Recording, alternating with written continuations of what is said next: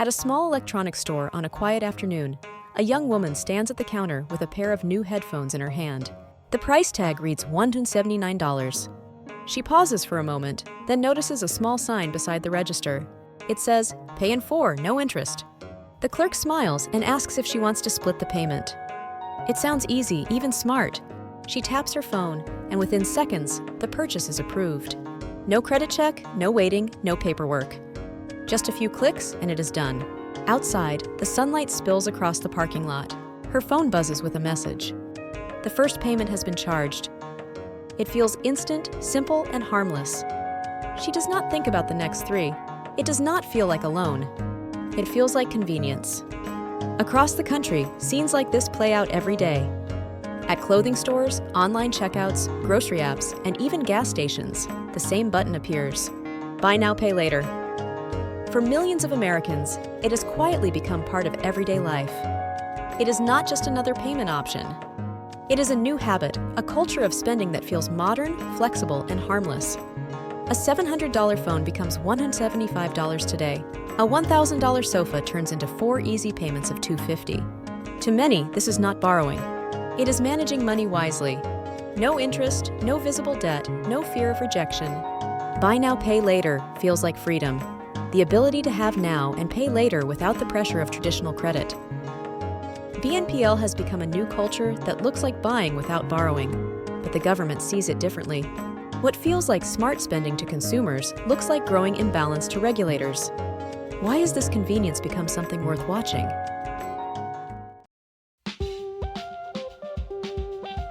In just a few years, Buy Now, Pay Later has gone from an experiment at online checkouts to a normal button in almost every American shopping cart. It can now be seen almost everywhere, in stores, on apps, and across everyday purchases. Behind the scenes, approval rates climb above 80%. By 2021, the number of BNPL transactions had surged from 16.8 million to 180 million, a 9-fold leap. Analysts expect more than 91 million Americans to use it in 2025. Its growth has been faster than almost any financial product in modern history. To many, it feels like progress. A younger generation that distrusts credit cards finds something easier, cleaner, and free of interest. No phone calls from the bank, no rejection letters, just instant approval. It is not only a new payment system, but a new mindset, one that separates buying from borrowing. But hidden beneath that growth is what regulators call the invisible ledger.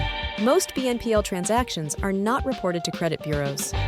Each new installment plan exists outside the traditional record of debt. As usage spreads, an entire layer of borrowing slips beneath official data. To the consumer, it is harmless. To the government, it is unseen risk. Every swipe, tap, or click adds another invisible entry. The total amount owed is rising, yet no single institution can see it in full. Convenience is multiplying faster than oversight can follow. And that is why regulators have started to pay attention.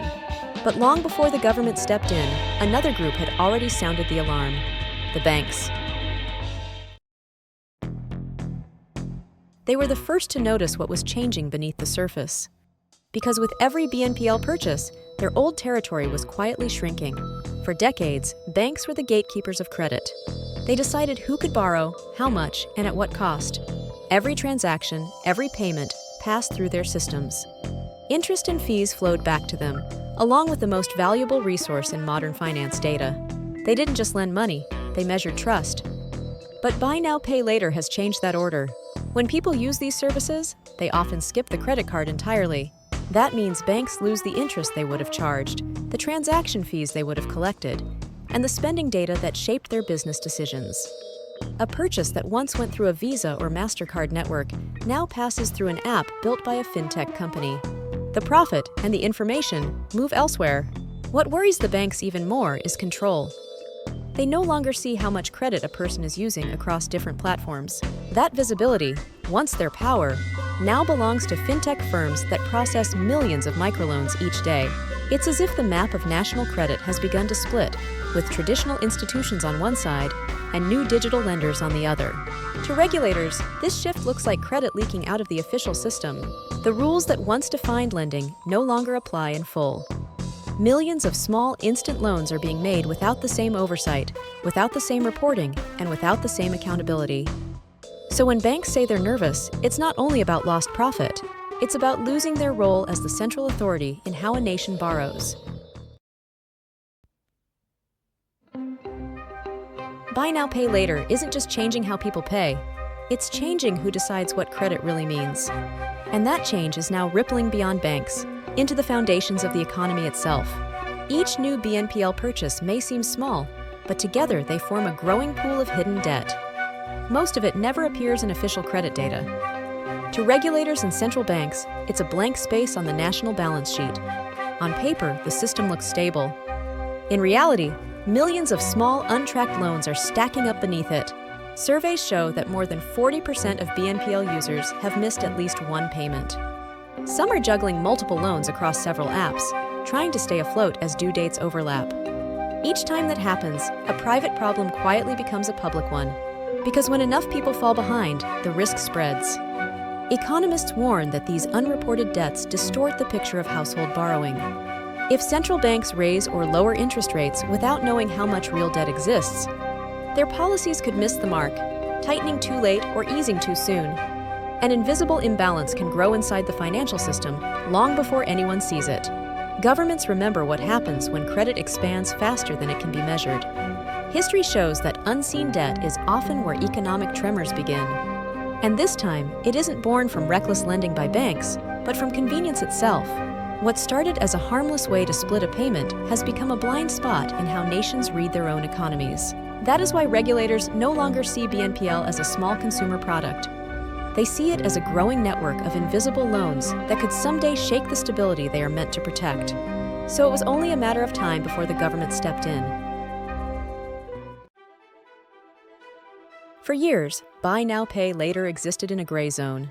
It wasn't officially classified as credit, so it didn't fall under the same regulations as credit cards.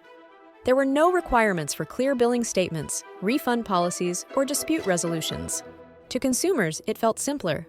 To regulators, it looked untraceable. That changed in 2024. After a sharp rise in missed payments and consumer complaints, the Consumer Financial Protection Bureau made a decision. BNPL would now be treated like a credit card. It meant that every provider must send billing statements, handle refunds, and respond to disputes under the same consumer protection rules as traditional lenders.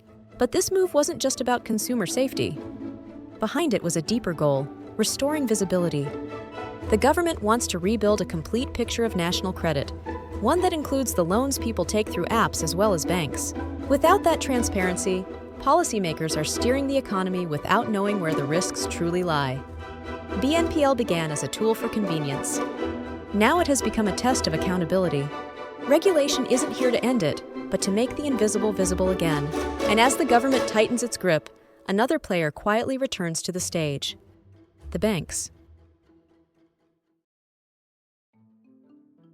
Across the financial industry, major institutions have begun releasing their own buy now, pay later programs. Chase, Citi, and American Express have all introduced versions built into their existing credit systems. It marks a shift from competition to adaptation. Banks have realized that BNPL has grown too large to resist. Younger consumers, especially those under 40, are driving this change. For them, BNPL feels faster, simpler, and more predictable than credit cards. They like to see exactly what they owe and when. No revolving balance, no hidden fees, no waiting for approval. Each time they choose pay later, banks lose more than a single transaction. They lose data, profit, and a relationship once considered permanent. Rather than fight this shift, the banks have chosen to evolve. By launching their own BNPL systems within regulated credit, they can offer the same convenience, but with accountability built in. It allows them to keep customers inside their networks while assuring regulators that every transaction is recorded, measured, and transparent. For consumers, little seems to change. But behind the screen, every payment once again flows through the official channels of finance. It is a quiet reclamation, not a battle. Banks and regulators now share the same goal: to bring a rapidly growing culture of instant credit back under visible, controlled management. BNPL will remain part of daily life, but its future will look less like disruption and more like evolution, a system not defined by rebellion against banks, but by their return to control. For consumers, BNPL has been a symbol of convenience. They can buy instantly, manage payments easily, and avoid the weight of interest. For fintech companies, it has been an open field, a chance to build new markets and attract millions of users once loyal to banks. But while both sides gained something, another side began to lose balance. The state's control over the order of credit. Every nation depends on its ability to understand who owes what and to whom. That balance defines not only the strength of its economy, but also its stability. When credit flows outside the system, even in small amounts, it starts to erode the foundation that supports it. Governments do not regulate BNPL to stop spending. They do it to preserve the architecture of finance itself. Regulation is not a barrier to innovation. It is the fence that keeps a fast-growing system from collapsing under its own weight. The government's goal is not to limit convenience, but to make sure that the freedom to buy does not come at the cost of unseen risk. Because convenience always comes with a price. And sometimes, that price is the imbalance we fail to see until it's too late.